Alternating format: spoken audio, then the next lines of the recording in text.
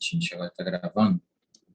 Então, essa questão aqui, ó, é uma que a gente tem que usar um raciocíniozinho, mas ela é basicamente Pitágoras. Então, questão 3, nessa linha que a gente está fazendo, é o Enem 2019. Então, assim, construir figuras de diversos tipos apenas dobrando papel, dobrando e cortando papel, sem cola e sem tesoura, é a arte do origami, que tem um significado altamente simbólico no Japão.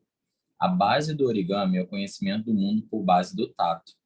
Uma jovem resolveu construir um cisne usando técnica do origami, utilizando uma folha de papel de 18 por 12. Assim, começou a dobrar a folha conforme a figura. Após a primeira dobra, a medida do segmento AE. A gente quer descobrir a medida desse segmento aqui, ó, que vai do A até o E. Né? O que acontece? Quando a gente fala de dobra, toda vez que o exercício fala sobre dobrar a folha e tudo mais, a gente tem que pensar que o que acontece quando você desdobra isso, né?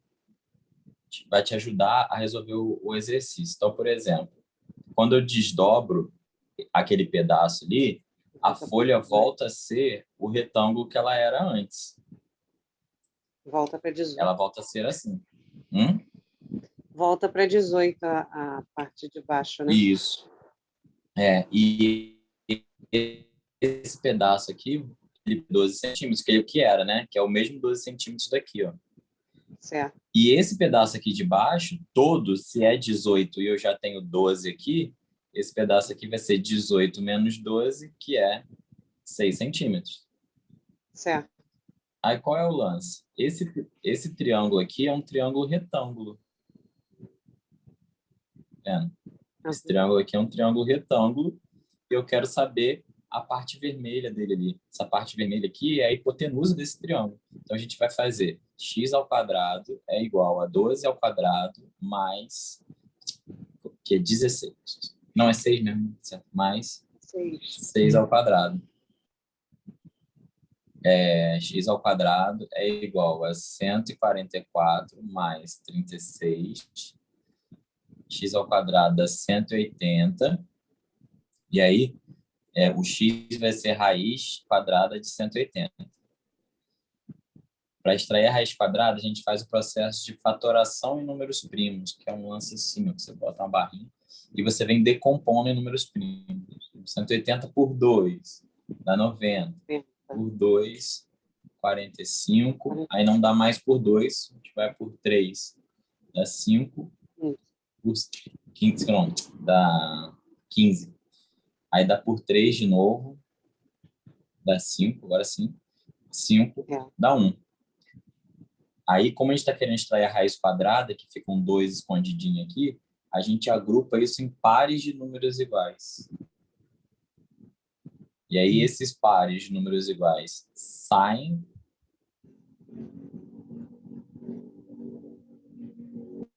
da raiz, então aparece 2 vezes 3, e dentro fica o que ficou lá sozinho, né? Daí a gente conclui que o x é igual a 6 raiz de 5. Essa letra D aqui. Então, esse daí é um dos exercícios que a gente utiliza mais Pitágoras do que... Acho que as outras ficaram mais difíceis do que deveria ser. Também cai, né? Eram questões de vestibular também, mas geralmente as questões de Pitágoras elas são mais diretas, assim, sabe? Uma da UERJ aqui, ó. Mas eu acho que os da UERJ são mais difíceis. Pelo menos assim, eu já fiz o Enem uma época, e esse ano, pelo que eu estou vendo das provas do UERJ, elas são mais difíceis mesmo, em todas as matérias, infelizmente. Pelo menos pelo que eu estou vendo na revista da UERJ, as provas antigas, entendeu? O Enem ele passa muito pela interpretação, né? E aí a interpretação do problema às vezes é uma questão. E a UERJ, por ser menos questões, talvez ele exija um pouco mais de conteúdo. Sim, né? Sem dúvida eu tem acho isso. também. Aqui, ó. Já traz várias coisas dentro de uma questão só. Mas, segundo historiadores da matemática, a análise de padrões como os ilustrados a seguir possibilitou a descoberta das triplas pitagóricas. Tripla pitagórica, ele vai falar ali embaixo aqui. Então, ó, tem a primeira figura, segunda, terceira, quarta, quinta e assim vai indo, né? Observe que os números 3 ao quadrado, 4 ao quadrado e 5 ao quadrado, representados respectivamente pela segunda, terceira e quarta figura, satisfazem ao teorema de Pitágoras. Dessa forma, 3, 4, 5 é uma tripla pitagórica. Isso aqui, ó, essa informação aqui é o seguinte: quando você tem um triângulo retângulo, né? E esse triângulo ele tem lados 3, 4 e a hipotenusa mede 5, é bem verdade que 5 ao quadrado, que é 25, é igual a 9 mais 16, que é 3 ao quadrado mais 4 ao quadrado. Aí a gente chama 3, 4 e 5 de tripla pitagórica. Aí ele fala assim, os quadrados representados pela quarta figura, pela 11ª e pela enésima figura, determinam outra tripla pitagórica. Quem é essa outra tripla pitagórica? Então, o que eu vou fazer? Para ser tripla pitagórica, o que tem que acontecer? O 4 elevado ao quadrado mais o 11 elevado ao quadrado... Opa, deixa eu mexer aqui. Agora que eu vi aqui, ó. A segunda figura é o 3 elevado ao quadrado, né? É 1 para baixo. A terceira figura é o 4 elevado ao quadrado. A quarta figura é o 5 elevado ao quadrado. Então, a quarta figura é o 5 elevado ao quadrado. A 11ª figura é o 12 elevado ao quadrado, né? Então, e a enésima figura aí, eu não sei qual é o número elevado ao quadrado. Vou descobrir quem é esse número aqui, vou chamar ele de x. Então, x ao quadrado, já que é uma tripla pitagórica, satisfaz o teorema de Pitágoras. É igual a 5 ao quadrado mais 12 ao quadrado. Aí x ao quadrado é 25 mais 144, que dá 169. A raiz de 169 é 13.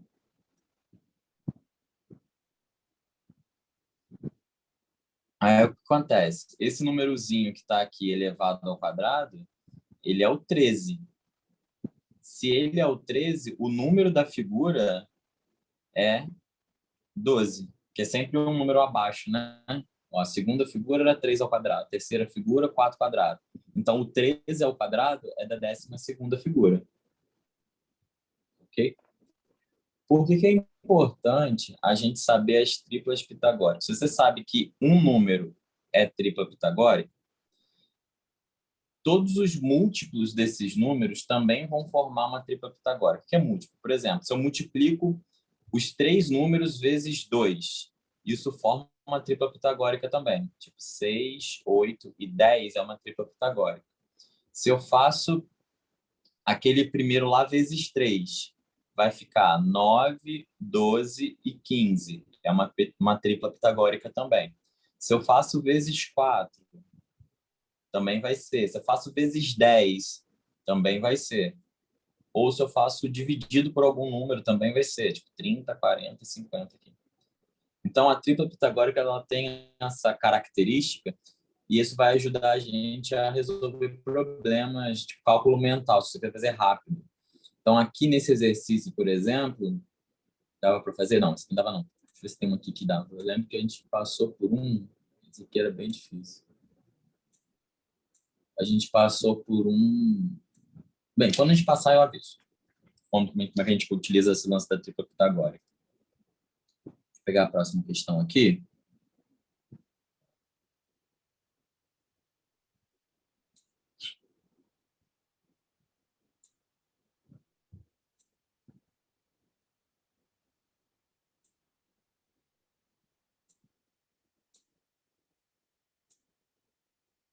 Queria pegar mais umazinha.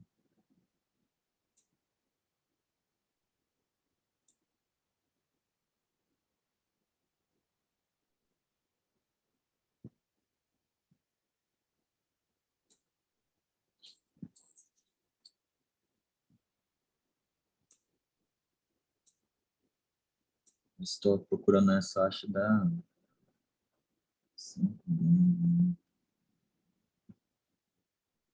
Olha, essa aqui pode ser. Ela não é de nenhum vestibular que acho que vocês vão fazer, é Unicinos, mas é uma questão que exemplifica isso aí que eu estava falando.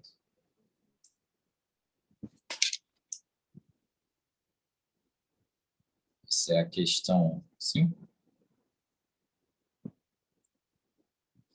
Ó, na figura abaixo temos um trapézio retângulo cujas bases medem 9 e 12. São esses lados que são paralelos, a gente chama de base. E o lado não perpendicular mede 5, que é esse lado aqui, ó. Qual é o perímetro em centímetro desse trapézio?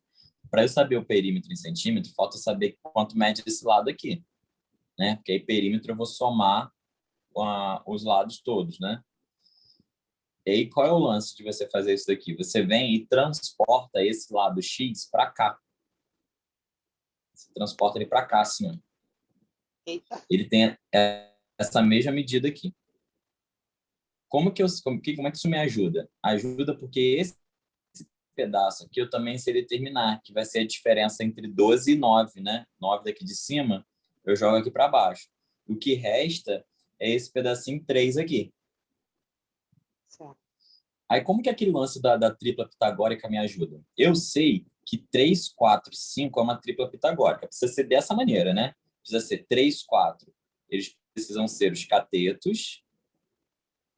E 5 precisa ser a hipotenusa. Aí, o que acontece? Esse triângulo que está aqui, ó, ele é um triângulo retângulo, cuja medida da hipotenusa é 5 e a outra medida do cateto é 3. Então, o outro cateto desconhecido, aquele que eu não sei a medida, precisa medir 4 por causa disso aqui. Eu não preciso nem fazer conta, que vai dar certinho. Se eu fizer a conta, né, vai ficar x ao quadrado mais 3 ao quadrado igual a 5 ao quadrado. Isso vai ficar 25 menos 9, que dá 16, raiz de 16 dá 4. Então fica certinho do jeito que eu preciso, entendeu?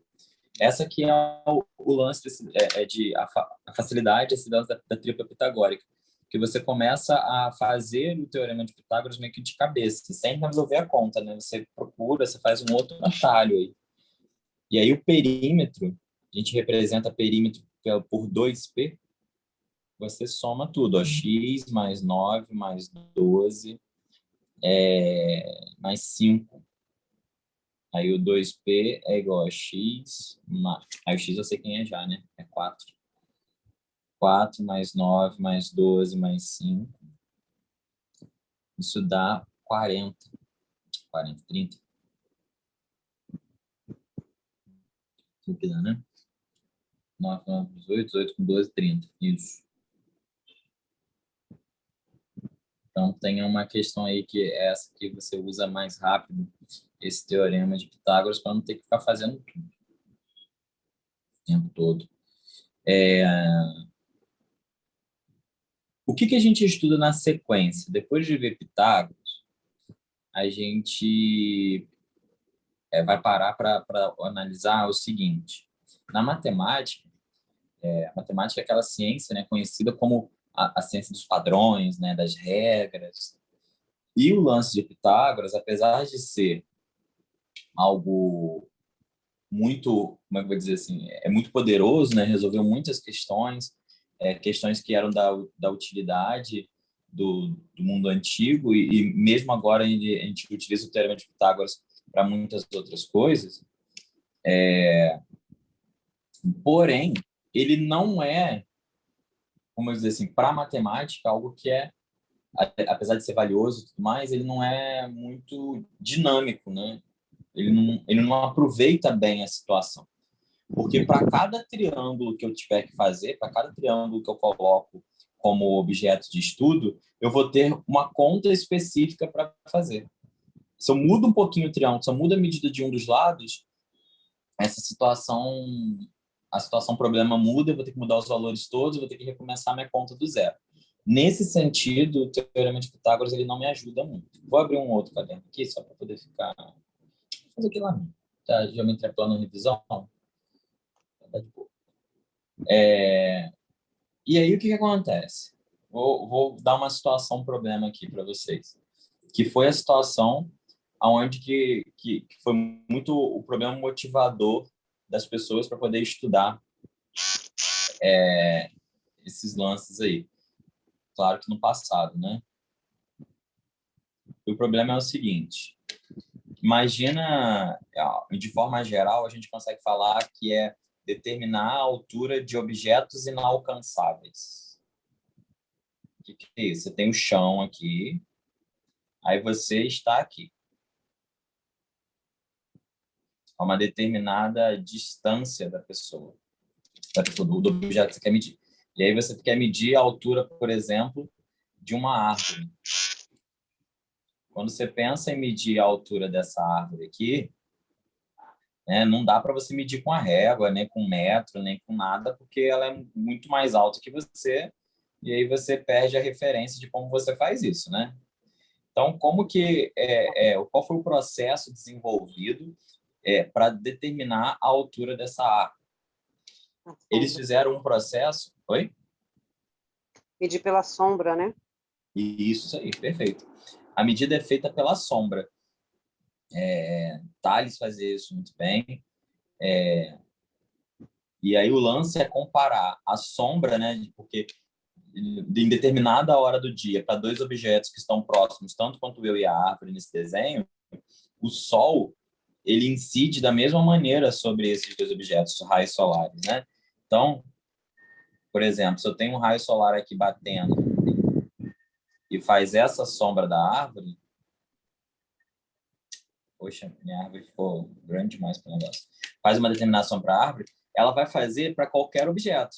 Vai fazer para uma árvore, para uma estaca de madeira, para a própria pessoa, para um objeto que eu consiga descobrir tanto qual é o tamanho da altura do objeto, tanto quanto é a sua sombra. E aí a gente tem uma outra maneira, uma outra dinâmica para você determinar a altura do objeto. Nessa dinâmica, acontece o seguinte. Alguém parou e foi olhar como funciona essa dinâmica. Tá certo, né? Tá um processo maneiro aí, mas o que tá rolando por detrás dele? Vou tirar eu daqui. Eu já não sou mais importante para esse problema. Tá. Qual é o lance? Esse raio solar que incide aqui, ele incide sobre uma árvore que eu não conheço esse tamanho, ele incide sobre uma casinha que está aqui, um pouco menor do que essa árvore gigante que eu desenhei. Então, ele incide sobre essa casinha aqui. E ele incide também sobre um pedacinho de uma estacazinha de madeira de 1 metro. Se eles são objetos próximos, né, geograficamente, esses raios solares vão incidir da mesma maneira. Quando ele faz essa mesma incidência, o que controla essa incidência é esse ângulo que está aqui. Ó. É o ângulo de incidência desses raios solares. Essa aqui é uma letrinha grega chamada θ. Normalmente é o que a gente representa para ângulo. E graças a esse θ, esse ângulo de incidência, que a gente pode comparar, por exemplo, a altura da árvore, que é esse H, vou colocar assim, H, a árvore, com esse pedaço daqui, que é a sombra da árvore. Vou chamar de SA. Ou comparar a altura da casa, H casa, com a sombra da casa. Ou ainda comparar a altura do meu bastãozinho, H bastão, com a sombra do bastão. Esse é um processo que a gente chama de semelhança. Essas figuras são semelhantes. Então, o que eu estou dizendo é o seguinte, que a razão razão é um processo de...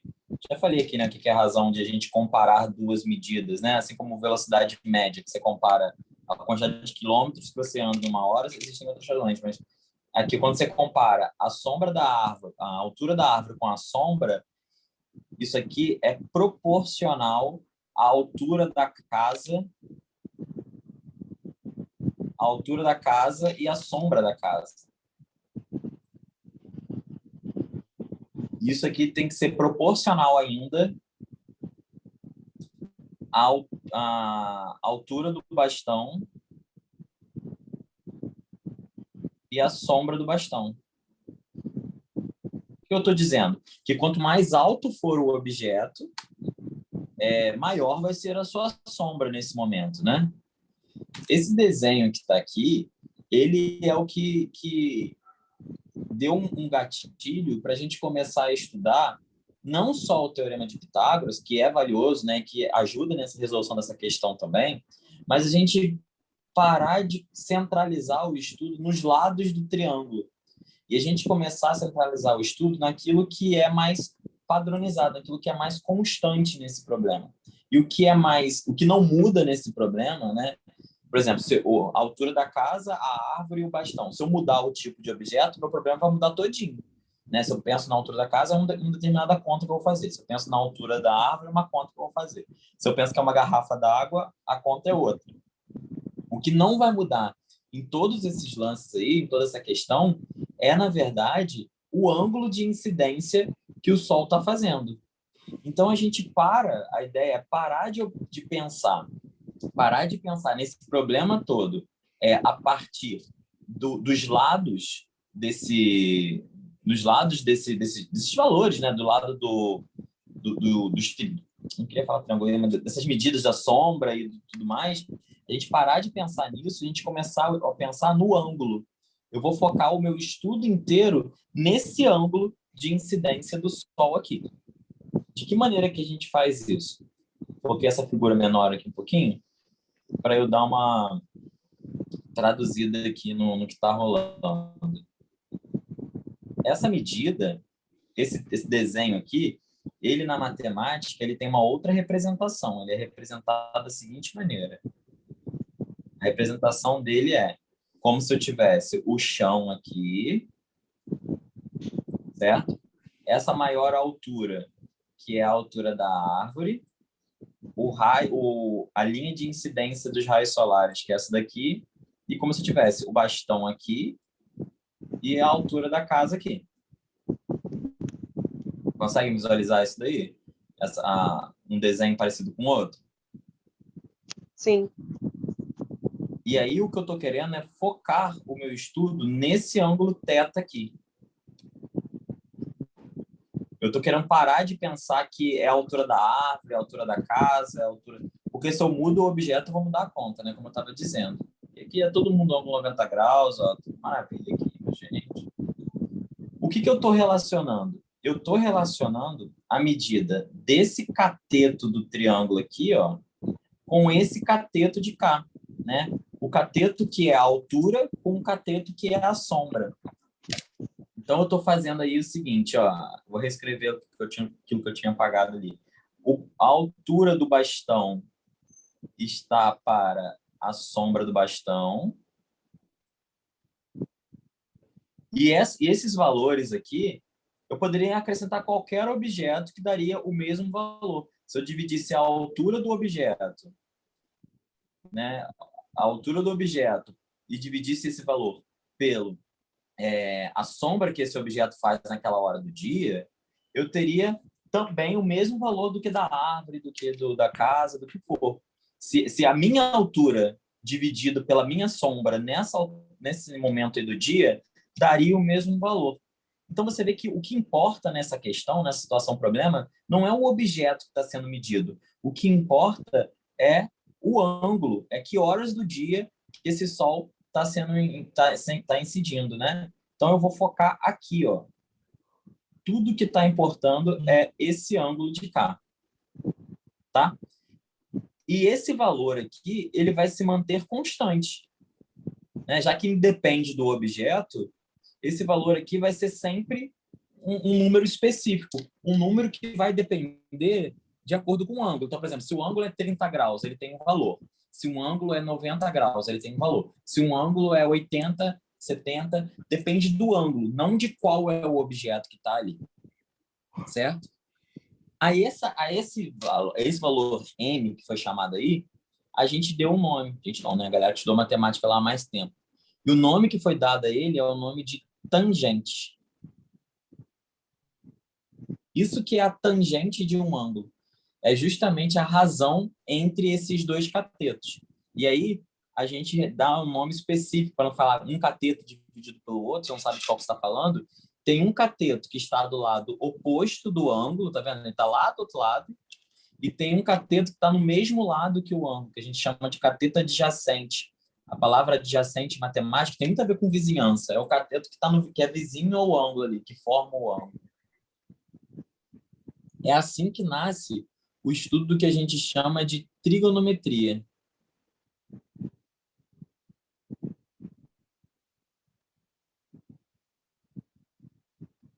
Ele começa um estudo de trigonometria no triângulo retângulo, meio que otimizando o tempo que a gente tem para falar ao invés de ficar usando Pitágoras em todas as situações, a gente vai focar agora toda a nossa energia em cima do ângulo. Né? A trigonometria, esse nome é trigono e metria, né? São três palavras quebradas aí e juntadas de uma só. É o estudo dos três ângulos do triângulo. E aí, isso dentro de um triângulo retângulo. E aí a gente tem a gente também chama essas medidas de razões trigonométricas. Essas razões trigonométricas são justamente a proporção existente entre as medidas daí. Então, você tem, nesse caso, historicamente, a tangente aparecendo primeiro, mas hoje em dia, né, a gente já sabe a existência do seno de um ângulo, que é o cateto oposto sobre a hipotenusa, o cosseno de um ângulo, que é o cateto adjacente sobre a hipotenusa, e a tangente de um ângulo, que é o cateto oposto sobre o cateto adjacente. Às vezes é muito complicado para a gente que está estudando a matemática, né, entender o que é isso. Tipo assim, por que quem está falando seno, cosseno e tangente? Porque é porque a gente tenta, muitas das vezes, como é que eu vou dizer, procurar um sentido físico para isso, né? Por exemplo, eu estudo a altura de um objeto porque eu sei que é a medida que vai do alto até embaixo. Mas o que é o seno, cosseno e tangente? Ele é um modo de você comparar o tanto que um lado cresce em razão do outro. Então, por exemplo, o seno compara a medida do cateto oposto daquele ângulo com a hipotenusa. Então, segundo eu digo que o seno é metade, eu estou dizendo que o cateto oposto é metade da hipotenusa. Né? Eu estou estabelecendo uma relação entre as medidas dos dois lados que estão ali referenciados. Então, é importante lembrar que é isso, seno, cosseno e tangente, eles não são medidas que vão aparecer em algum lugar, assim, parece que eu dizer, como a altura, sabe? Não tem uma manifestação física, ele é uma razão. Razão no sentido de um modo de eu comparar duas medidas do lado do triângulo, que é o que a gente fez aqui nessa situação toda da árvore, da casa e do bastãozinho. Até aí, tudo bem?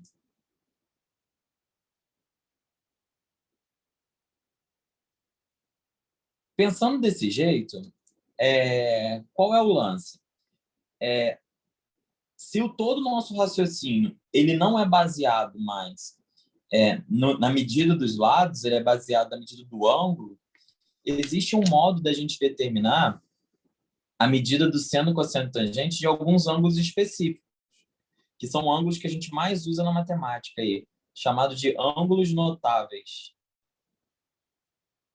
Ele tem esse nome porque são ângulos que possuem importância para a matemática. E esses ângulos notáveis são os ângulos de 30 graus, né, 45 graus e 60 graus.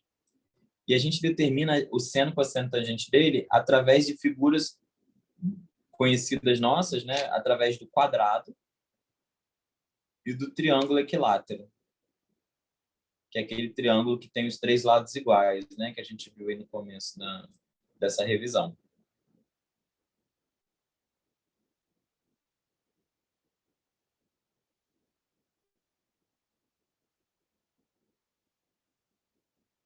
repente, eu coloco o triângulo equilátero lá depois, se acho que vai ficar grande demais. Então, ó, qual é o lance do quadrado? Eu vou colocar lá do outro lado para fazer, vou economizar espaço, não senão fica apertado demais. Qual é o lance do quadrado? O quadrado é aquela figura que tem os 4 lados iguais, né? Então, aqui mede L, aqui mede L, aqui L e aqui mede L. O que acontece? Os ângulos do quadrado, eles fazem 90 graus. Então, quando você traça essa diagonal aqui, ó,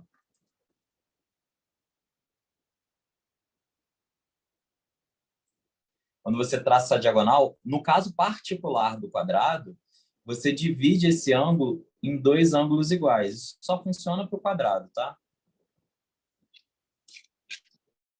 Você divide isso em 2 ângulos iguais. O que acontece? Eu consigo estudar esse triângulo aqui, ó, que eu estou colorindo de verde. Eu consigo estudar esse triângulo aqui porque ele é um triângulo retângulo. Tá vendo? Ele é um triângulo retângulo onde eu não sei quem é essa medida. Essa medida aqui a gente vai chamar de D, de diagonal. Essa aqui é a diagonal do quadrado. O meu objetivo é determinar, esqueci de falar isso, é determinar o seno, cosseno e tangente de 30, 45 e 60.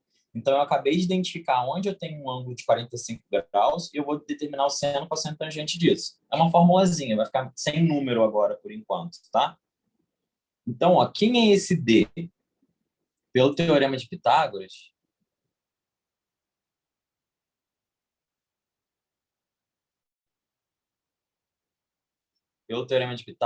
ó, esse D ao quadrado, ele é igual a L ao quadrado mais L ao quadrado.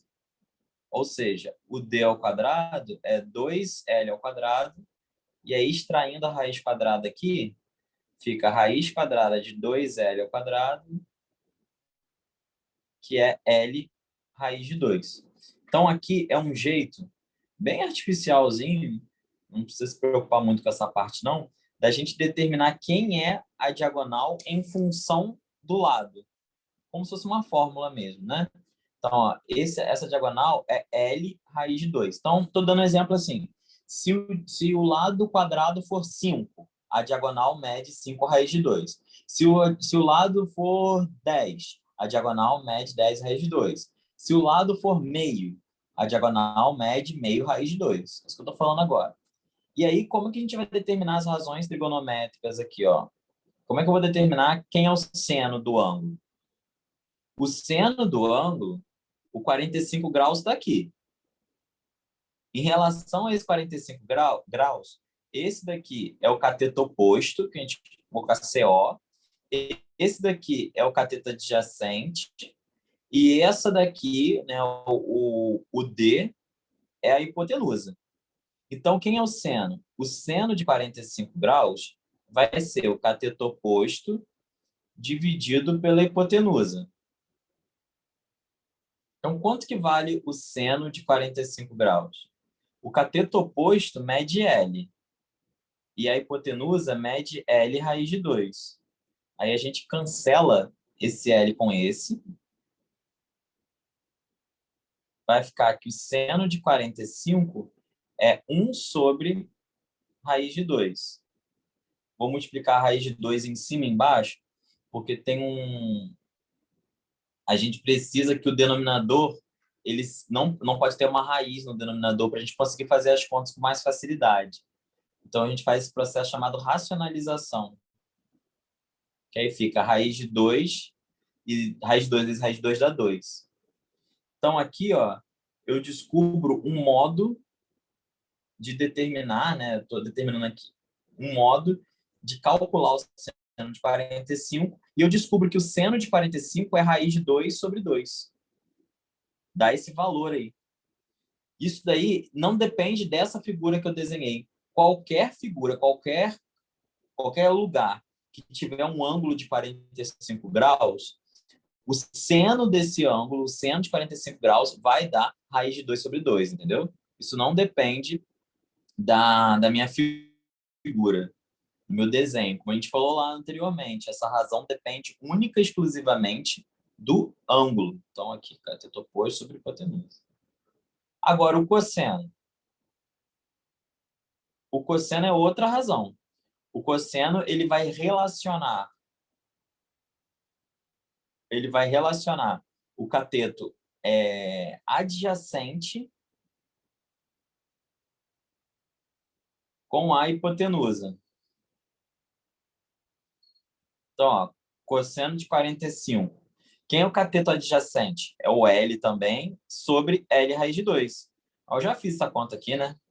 É a mesma de cima, tá vendo? O seno de 45 é igual ao cosseno de 45. Então, aqui eu já vou colocar direto a resposta, tá? Porque é a mesma continha. São os mesmos valores. Vai dar raiz de 2 sobre 2. E, por último, a tangente.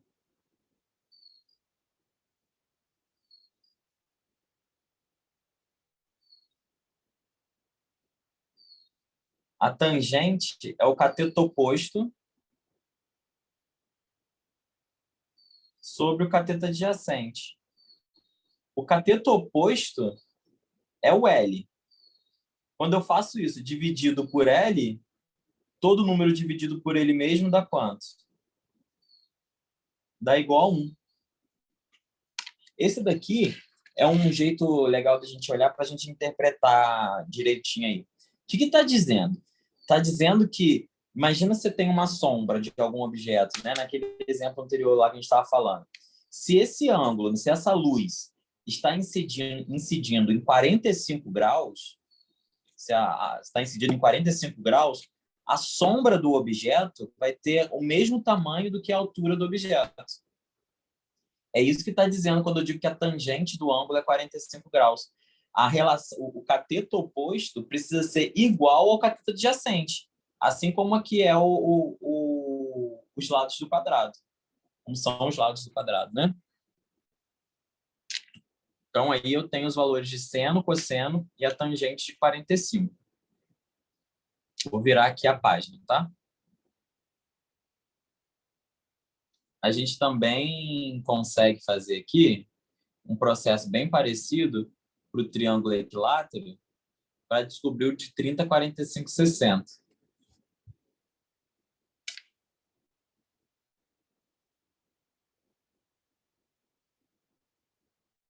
Eita. E aí a gente vai fazer assim, ó. O triângulo equilátero, é aquele triângulo que tem todos os lados iguais, os três lados deles, os três ângulos deles medem 60 graus. Quando eu venho aqui e traço a altura desse triângulo equilátero, eu traço essa altura aqui, Hzinho, eu divido esse ângulo aqui na metade, em 30 e 30. E também divido esse lado na metade. Então, esse pedaço aqui é a mesma medida que esse.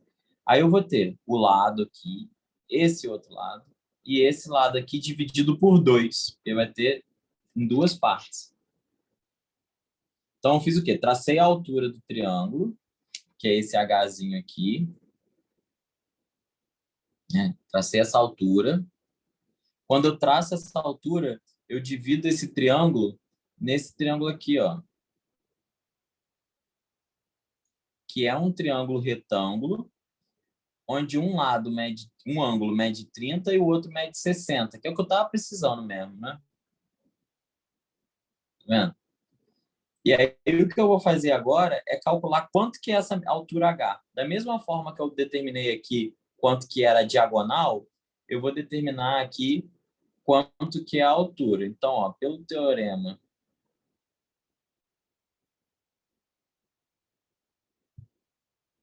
de Pitágoras, a altura ao quadrado mais o lado dividido por 2 ao quadrado dá igual ao lado ao quadrado. De novo, é uma formulazinha, né? Então, ó, o lado dividido por 2 ao quadrado é o lado ao quadrado menos 4 sobre 4. Né? Você eleva ao quadrado as duas, tanto o numerador você eleva ao quadrado, quanto o denominador. E aí, isso daqui, se você fizer MMC, dá 3L ao quadrado sobre 4. E aí, extraindo a raiz quadrada, estou passando um pouquinho rápido, que não vai ser tão... Então, a gente descobre quanto que é a medida dessa diagonal aqui, ó. Diagonal dessa altura aqui. Essa altura, em função do lado, mede L raiz de 3 sobre 4, por Pitágoras. O número fica mais fácil, por isso que eu estou fazendo mais rapidinho dessa forma. Qual que é o lance? Eu vou aproveitar que eu tenho essa relação para falar do seno, cosseno e tangente do 30 e do 45, e do 30 e do 60. Assim como eu fiz do 45 aqui, eu vou fazer do 30 primeiro, então, ó. Então, primeiro, o seno de 30. Aqui eu fiz seno, cosseno e tangente, nessa ordem, tá? Então, quem vai ser o seno de 30, ó? O seno de 30 graus, lembrando, seno é cateto oposto sobre hipotenusa.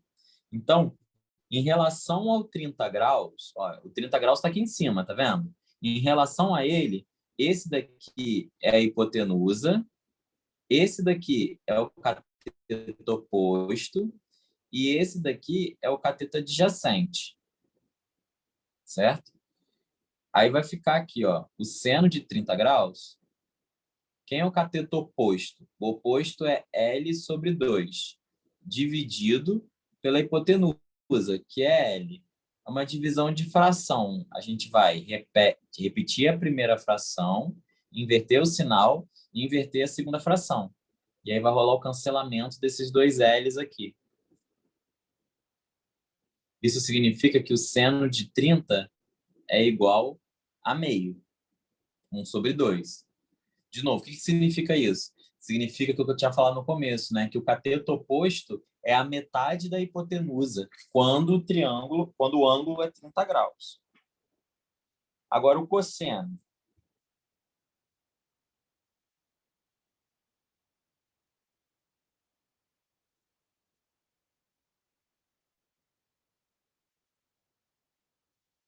O cosseno de 30 graus é o cateto adjacente sobre a hipotenusa.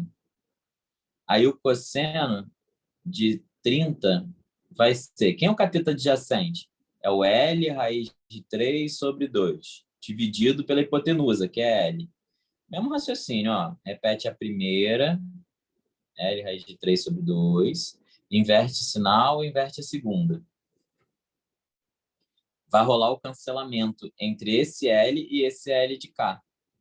E aí vai sobrar como resposta, ó, cosseno de 30 é igual a raiz de 3 sobre 2. E por último, a tangente.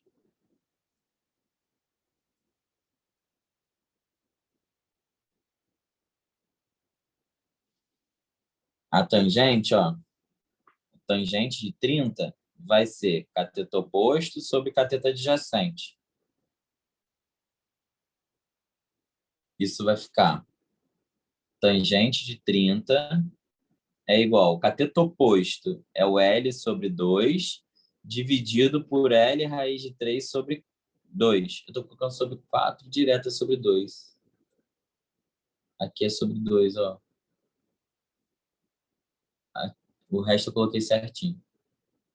Tem que extrair a raiz quadrada, aí fica sobre 2 ao invés de sobre 4. Aí vai ter aquele lance de repetir a primeira, inverter o sinal e inverter a segunda. Aí vai cancelar um monte de coisa aí, ó. Vai cancelar um L com o outro, o 2 com o outro. Vai sobrar 1 sobre raiz de 3. Que se racionalizar, fica raiz de 3 sobre 3. Racionalizar é aquele processo de multiplicar a raiz em cima e embaixo para não ter que ficar com a raiz quadrada no denominador. E aí, vai ter um resumo disso tudo. Eu prometo que vai ficar mais tranquilo. Não é tanta coisa assim para fazer, não. Então, fiz o seno de 30, 40, fiz o seno, cosseno e tangente 45. Fiz o seno, cosseno e tangente de 30. Agora vou fazer o seno, cosseno e tangente de 60. Qual é a diferença do seno de 60? Olha só, a gente vai usar uma expertise aqui para não ter que fazer mais conta à toa. Se você reparar, olha o que acontece. No seno de 60, o cateto oposto é esse daqui, o cateto adjacente é esse, e a hipotenusa é esse daqui. Então, o que está acontecendo aqui em relação? Olha só. No 30, o que era cateto oposto se torna adjacente do 60. E o que era adjacente do 30 é o oposto do 60. Eles trocam de lugar. Você consegue perceber isso? Pessoal, Sinceramente, eu não entendi isso não, professor. não? Olha só. Estou com caneta vermelha, né? O cateto oposto ao de 60 é esse daqui. E o cateto adjacente é esse daqui. Hipotenusa é hipotenusa, né? Não vai mudar nada. Agora, olha para o 30 graus agora. Esquece 60 e olha para o 30. Em relação ao 30 graus, o oposto é esse de cá. E o adjacente é esse de cá. Eles trocam de lugar. Porque o oposto de um é adjacente do outro. Rabiscando assim no mesmo lugar ficou mais claro ou ainda confuso? Não estou conseguindo captar, não. Deixa eu ver aqui. Esse lance do cateto oposto adjacente, a diferença entre os dois, você entendeu? Quando é num ângulo só. Sim. Então, ó, esse lado de cá é o oposto de 60, tá vendo? Ele tá do lado do oposto de 60. Só que esse mesmo lado, quando eu olho para o 30 graus, ele é o adjacente do 30. É o mesmo lado, só que quando eu olho de ângulos diferentes, eu mudo o que ele é. Entendeu? Entendi. O que isso vai fazer? O que isso vai mudar? Isso vai mudar o seguinte, ó. Quando eu for calcular o seno de 60,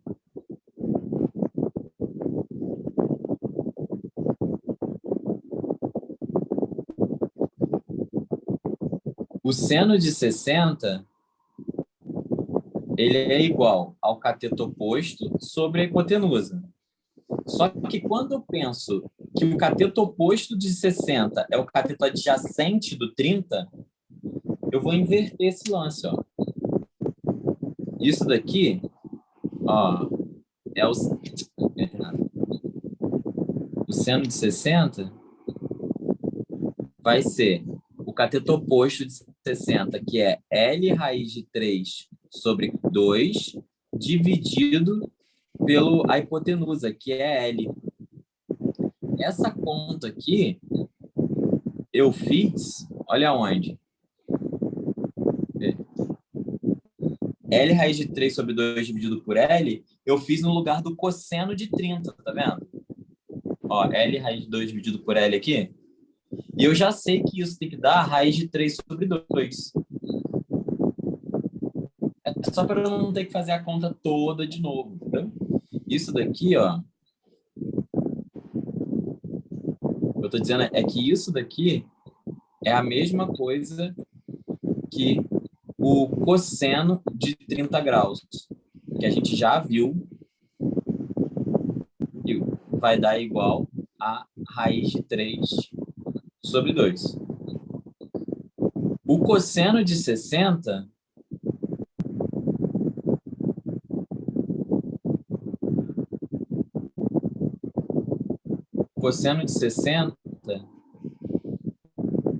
vai ser o cateto adjacente sobre a hipotenusa. Aí o cosseno de 60 vai ser igual. O cateto adjacente de 60 é o L sobre 2. Vai ser isso dividido por L. Essa conta, L dividido por 2 dividido por L, eu fiz no seno de 30, tá vendo aqui? Então, ó, isso daqui é igual ao seno de 30 graus.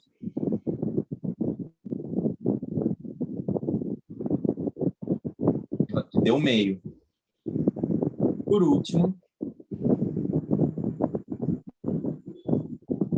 a tangente.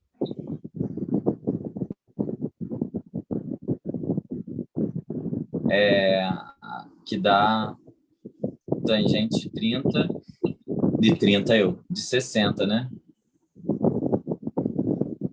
é o cateto oposto sobre o cateto adjacente. O cateto oposto do de 60 é L raiz de 3 sobre 2, dividido por L sobre 2. Aí o tangente de 60, meu espaço está acabando aqui, mas vai inverter, vai ficar raiz de 3, se fizer aquelas pontinhas. Tem um jeitinho da gente saber, isso aqui é muito importante, o seno, cosseno e tangente de 30, 45 e 60, infelizmente tem que saber de cabeça. Mas tem uma forma de a gente resumir tudo isso da seguinte maneira. Então, você tem um triângulo. Primeiro, a coisa é o seno, cosseno e tangente. A gente terminar esses 3 minutos. Para saber o seno, cosseno e tangente, a galera usa uma palavrinha chamada... Não é uma palavra, né? É só um jeito de decorar. Você já ouviu falar isso aí?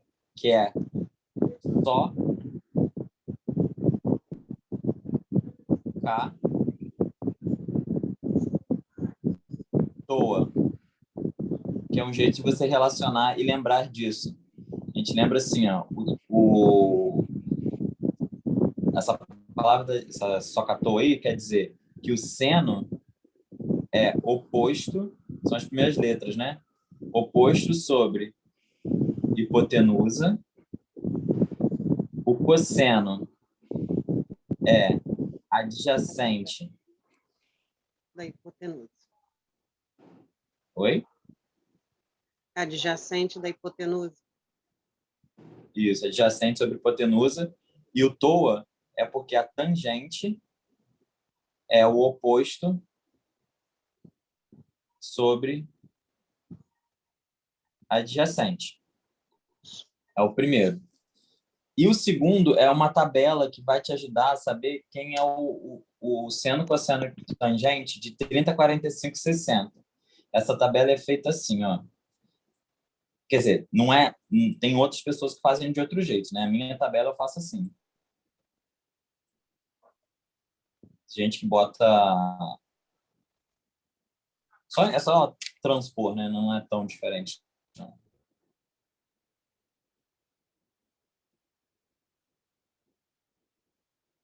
Deixa eu ver o que eu tenho que fazer. Aí. E deu um erro aqui. Deixa eu só recarregar a página.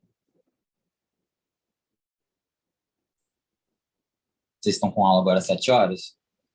Só para ver se eu... Desculpa, não te ouvi.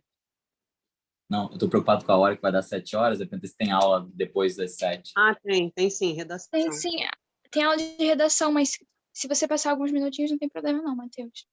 Tá bem. Só para eu resumir aqui, para ficar mais facilzinho. Então, ó, aqui, nessa primeira coluna, a gente coloca os ângulos.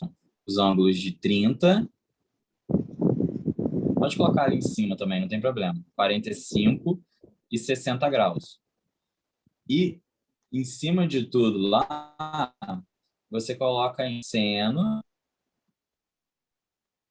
o cosseno e a tangente. A tangente pode ser tanto abreviado como TAN, tan, como TG, tá? As duas representações dão ok. E aí, eu sou péssimo com as de música, mas tem uma musiquinha que ajuda a decorar isso daqui. Ela é em ritmozinho de Natal e ajuda você a preencher esses valores. Né? Porque realmente fazer aquele processo todo na hora da prova não vai rolar, não é isso que a gente deseja de você, né? A gente quer que você faça isso mais rápido. A musiquinha é assim, ela vai colocar os valores na tabela. Esses valores aqui, ó, do raiz de 3 sobre 2, 1 sobre 2, raiz de 3 e tal. E aí começa 1, 2, 3, 3, 2, 1. E todo mundo é sobre 2. Então, 1, 2, 3, 3, 2, 1, tudo sobre 2. Aí a raiz quadrada, você põe no 3 e no 2. Então, a raiz você põe no 3 e no 2. Aí a tangente, eles falam que é diferente, porque tudo que a gente faz com a tangente, a conta é diferente. Sendo cosseno, é como se fossem dois irmãozinhos. Eles funcionam muito parecidos um com o outro, mas a tangente é diferente. Aí veja como é. Aí vai. Raiz de 3 sobre 3, 1, raiz de 3. Então, é uma musiquinha. 1, 2, 3, 3, 2, 1, tudo sobre 2. A raiz você põe no 3 e no 2.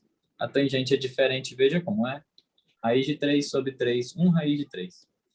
É um jeito de você decorar essa tabela. E ela é importante. Essa tabela aqui é quase como se fosse uma tabuada do seno, cosseno e tangente. Sem ela, você não resolve essas questões. Quando a questão envolver 30, 45, 60 graus, ele não vai te dar esses valores. Esses valores todos de seno, cosseno e tangente são tabelados. Mas quando você fala de 30, 45, 60, geralmente eles não vão te dar essa tabela. Então é por isso que é importante você conhecê-la e saber montar, tá? Na próxima aula eu volto dessa tabela para a gente fazer exercício dessa trigonometria do triângulo retângulo. Eu volto da tabela para a gente lembrar aí dessa musiquinha. Tá Tá bem? certo, Matheus. Obrigada.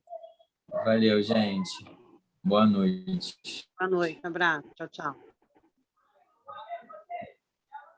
Tchau, tchau. Tchau, Bianca, eu passo o obrigada, rosto para Matheus. você. Isso, para mim mesmo. Tchau, tchau. E pode parar a gravação. Tá. E eu tava com o microfone ligado, Tá bem. desculpa, professor. Não, tranquilo.